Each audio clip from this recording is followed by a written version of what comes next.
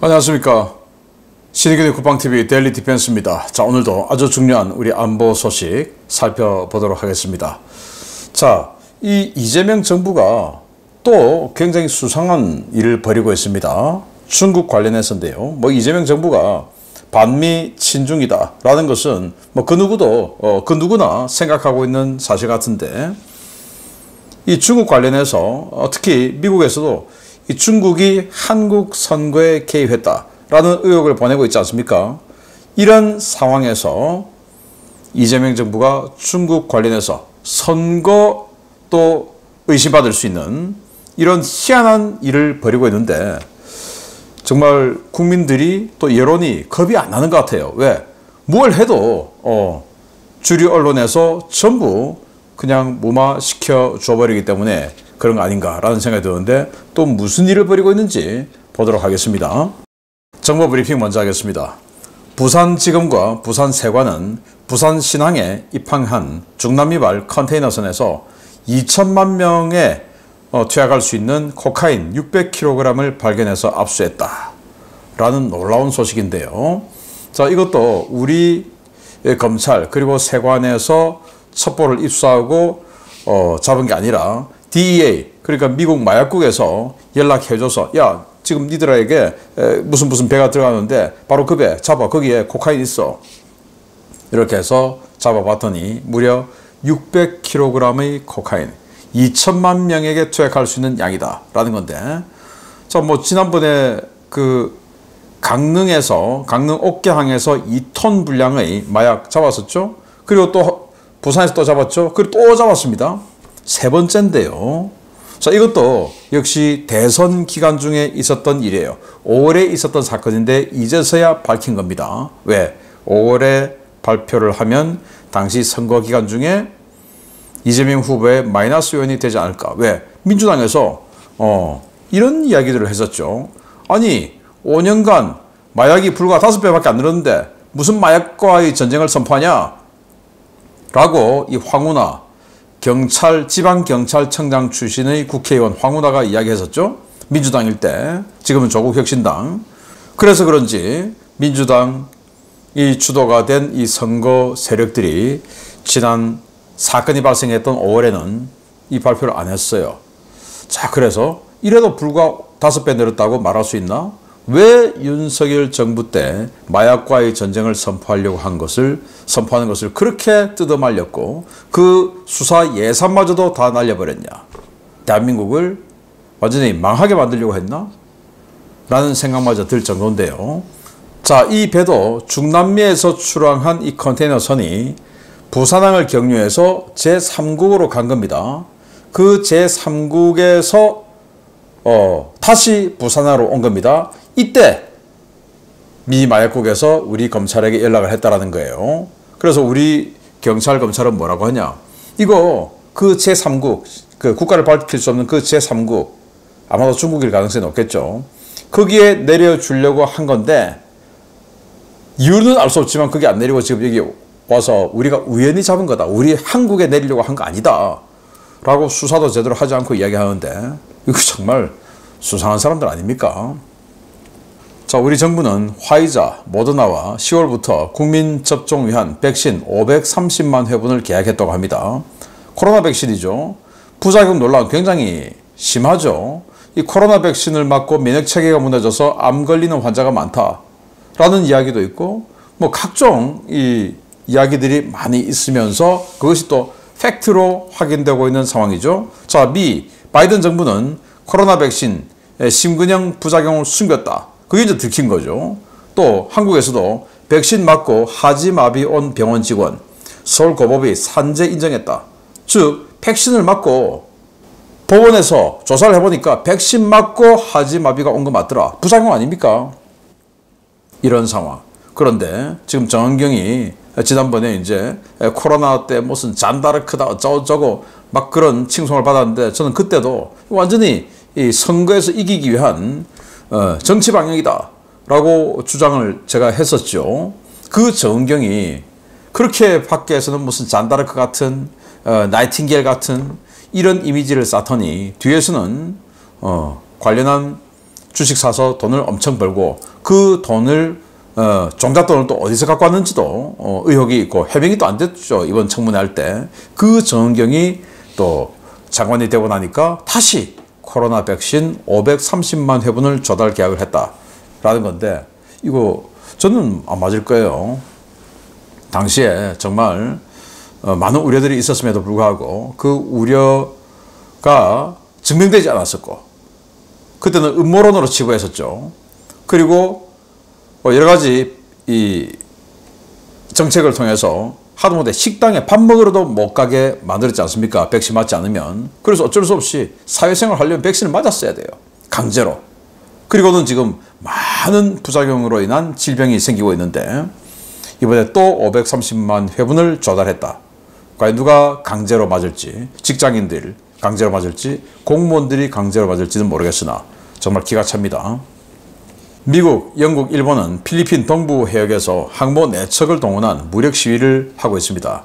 쿼터풀 캐리어인데요. 조지 워싱턴 항모, 아메리카 강습 상륙함, 4만여 톤의 경항모이죠. 그리고 영국의 프린스 오브 웨일스 항모, 그리고 일본의 경항모인 카가가 참가해서 4척의 항모 전단 훈련을 실시하고 있다. 필리핀 동부 해역에서. 자, 그리고 나서 조지 워싱턴은 남중국해에서 작전을 하고 아메리카는 이번함인 트리폴리가 지금 왔기 때문에 미국으로 돌아가고 프린스 오브 웨일스는 일본에 입항을 하고 뭐 이런 스케줄이라고 합니다.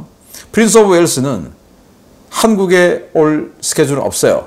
아니 영국에서 여기까지 극동까지 왔으면 한국도 좀 들르지 라고 할 수 있지만 지금 이재명 정부가 들어온 이 대한민국을 우방으로 생각 안 하는 거죠. 브라질 집권 여당은 대법원에 야당 의원 SNS 차단 그리고 SNS를 폐쇄하는 판결을 요구했다. 브라질의 대법원이 완전히 그냥 이 정치 사법을 하고 있지 않습니까? 그래서 그 정치 사법하는 모랄레스 판사에게 야, 야당 의원 있잖아. 걔 사법, 방해, 내란 선동 이런 거 하고 있으니까 SNS 못하게 만들어. 팔로워 워낙 많으니까 그 페이스북 같은 이 SNS로도 지금 큰 반향을 일으키고 있잖아. 자, 이렇게 요구를 했다고 하는데 그게 바로 이겁니다. 브라질 인민당은 모라레스 대법관의 사법방해, 내란 혐의로 니콜라스 의원, 하원 의원입니다. 현직 SNS 차단을 요구했다라는 제목인데요. 자, 이 니콜라스 의원 이 사람이에요. 이 사람이 우리나라로 치면 전한길 씨 같은 포지션?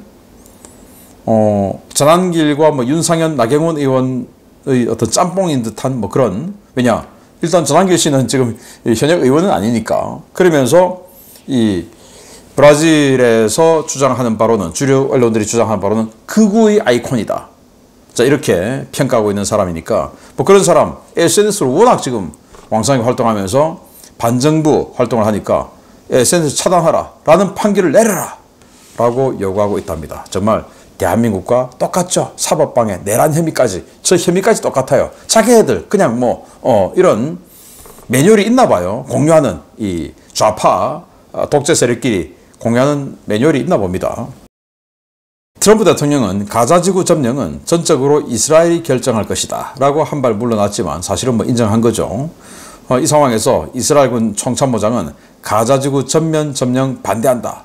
우리 군인들은 너무 지쳤다. 뭐 이제 이렇게 반대를 하고 있고요. 그리고 정부에서는 그렇게 반대하면 총참모장을 해임시키겠다. 또 이렇게 나서고 있죠. 레바논 정부는 모든 무장단체를 정부에 귀속하는 것을 추진한다라는 거고, 자, 이게 이 무장단체가 많이 있고 또 그 무장단체 중에 가장 위협적인 게 헤즈볼라죠. 이 레바논 정부의 대통령이 미국이 뒤에서 이렇게 작업을 해서 임명한 군인 출신의 대통령이죠. 친미입니다. 그래서 그런지 하여튼 이런 정책을 발표를 해요. 그래서 이 헤즈볼라를 9월까지 해체한다. 다음 달까지 헤즈볼라 해체하고, 그리고 연말까지 모든 무장단체를 정부에 귀속한다 라고 발표를 했는데, 여기에 대해서 헤즈볼라 사무총장은 저항의 불꽃은 끝까지 타오를 것이다 라고 저항할 것을 천명했습니다. 네, 어떻게 될 것인지 기대가 되네요. 위드코프 특사는 6일 오후에 러시아 측과 회동을 했습니다. 그러니까 8월 8일까지 트럼프 대통령이 휴전 협상에 들어와라 라고 하는 최후 통첩 기간이죠. 며칠 안 남았죠. 이제 내일이면 모레면 끝입니다. 그러니 지금 위드코프 특사가 모스크바에 갔어요. 그래서 러시아 측과 회동했는데 이 상황에서 젤렌스키 대통령은 트럼프와 통화를 했어요. 미국의 즉각적인 휴전 제안을 전적으로 지지한다 라고 했는데 러시아가 즉각적인 휴전을 받을 가능성은 거의 없고, 또 어제 제가 시큐리티 뉴스에서 오후에 알려드렸던 것처럼 이 러시아는 공중휴전을 제안했죠. 공중휴전. 아니 휴전이면 휴전이, 공중휴전은 뭐냐.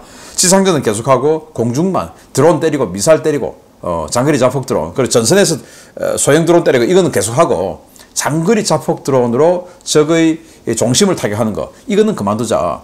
요거를 지금 제안한다고 하는데 이거는 미국이 안 받을 가능성이 높고, 그래서 이제 제가 어제 말씀을 드렸죠. 공산주의자들에게는 오직 힘만이 약이다. 뭐 말로는 되지 않는다라는 것을 보여주는 것이고, 이런데 이제 트럼프 대통령이 넘어가면 안 되고 끝까지 완전 휴전, 이것을 관철시켜야 되는 거죠. 안 그러면 이제 중국, 인도 여기다가 관세를 왕창 때려버리는 뭐 이런 그 정책을 유지해야 되겠고, 그래서 트럼프 대통령이 여기에서 뭐라고 했냐. 지금보다 국제 유가가 $10 더 내려가면 러시아는 국제 유가보다는 더 싸게 중국과 인도에 팔아야 되기 때문에 그러면 러시아는 전쟁 자금이 없어진다. 이렇게 이야기해서 계속 유가를 떨어뜨리려는 이런 의지를 확인하고 있습니다. 자, 우크라이나 대통령실은 인도가 러시아의 장거리 자폭 드론에 부품을 공급하고 있다. 당장 중단하라 라고 요구를 했고요. 시르스키 총참모장은 러시아가 연말까지 신규 10개의 사단을 창설하는데 2개는 이미 완편되어 있다. 그러니까 뭐 10만 명 넘는 병력이 추가로 생긴다는 거 아니겠습니까? 우리도 동원, 병력, 확충을 중단할 수 없다. 그러니까 빨리 우리가 동원할 때 도망가지 말고 들어와라. 자, 이 이야기인 거고요. 미국의 핵실험 관측기 콘스탄트 피닉스죠. WC-135가 러시아의 무르만스크 해군기지를 정찰 비행 중에 있습니다.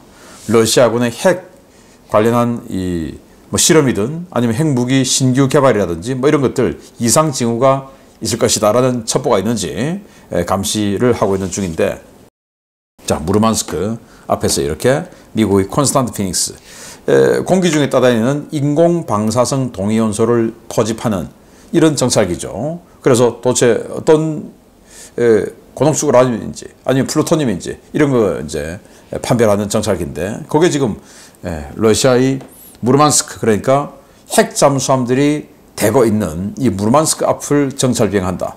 그러면 무르만스크에서 핵무기 관련한 그런 활동이 있다라는 첩보가 있는 거죠. 자, 중요 소식 들어가겠습니다. 오이밭에서 신발을 고쳐 신지 말고 오얏나무 아래서는 갓을 고쳐 쓰지 말라는 말이 있습니다. 괜한 오해를 사지 않으려면 때와 장소를 가려 행동해야 한다는 말인데, 유독 오이밭에서만 신발을 고쳐 신고 오얏나무 아래에서만 갓을 고쳐 쓰는 일이 반복되면 의심을 받을 수밖에 없습니다. 지금 정부가 딱 그런 상황을 만들고 있습니다. 이번에도 중국 문제입니다. 정부가 올해 9월부터 우리나라의 지방선거가 있는 내년 6월까지 중국인 단체 관광객들에게 무비자 입국을 허용하기로 하고, 이를 여러 방면으로 지원하기로 해 논란이 되고 있습니다.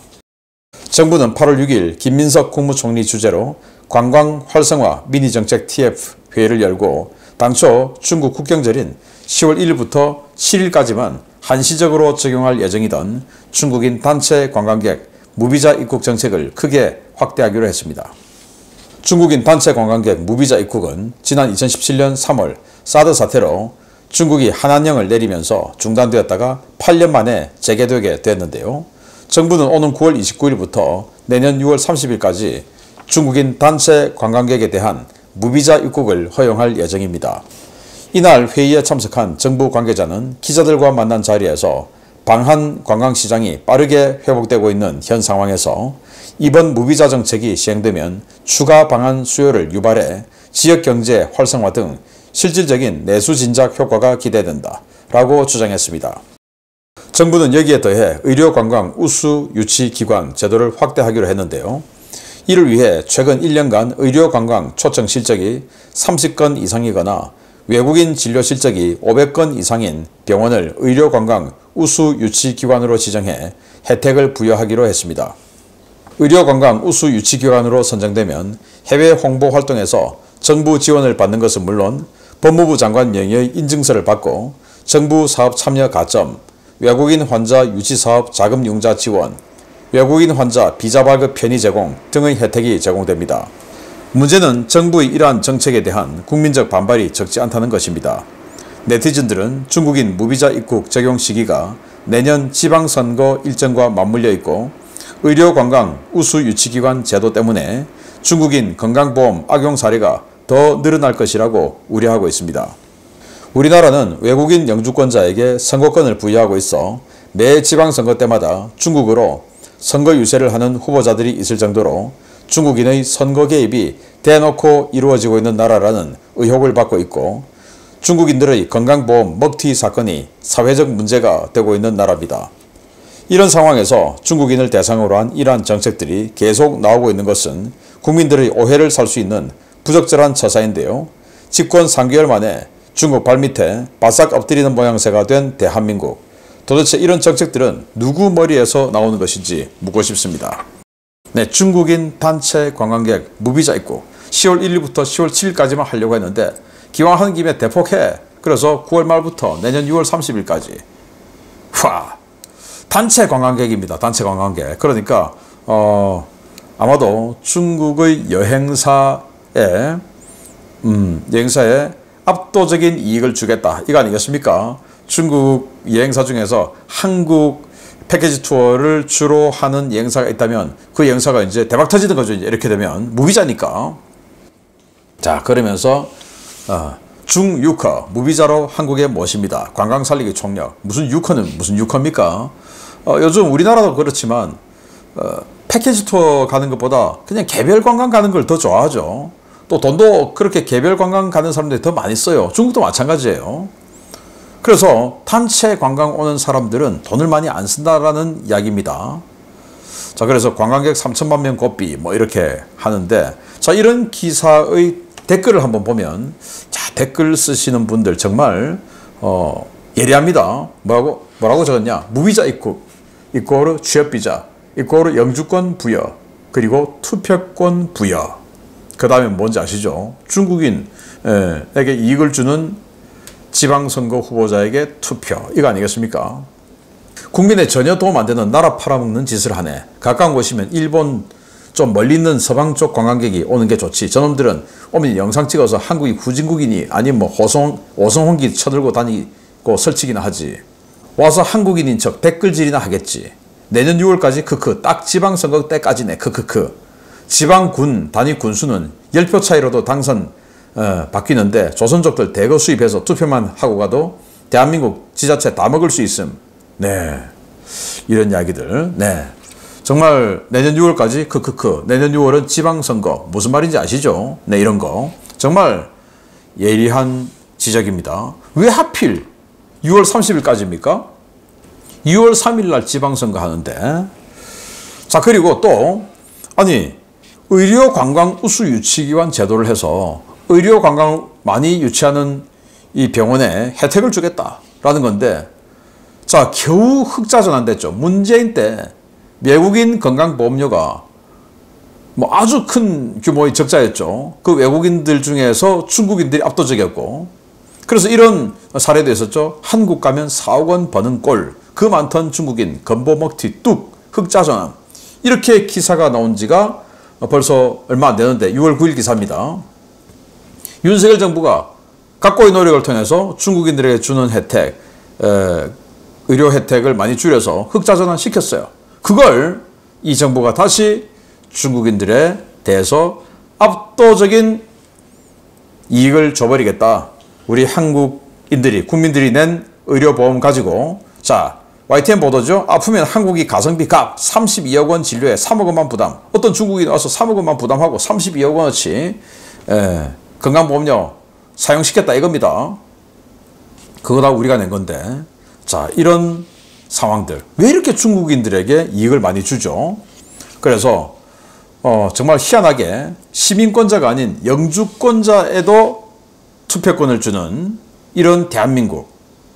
내년 6월 3일이 딱 지방선거인데 단체 관광객 무비자.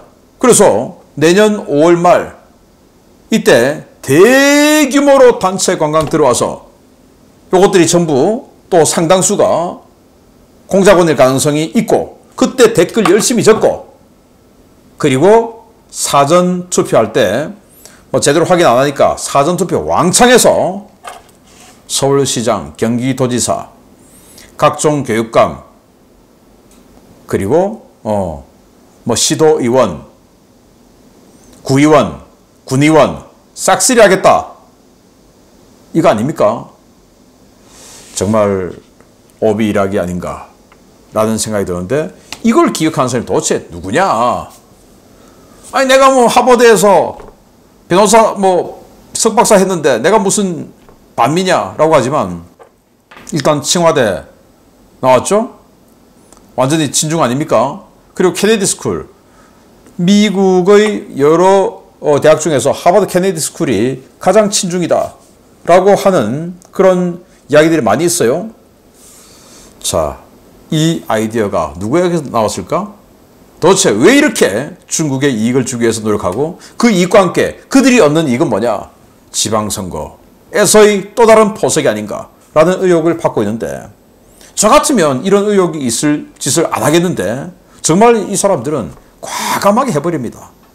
무섭습니다. 마치겠습니다. 감사합니다.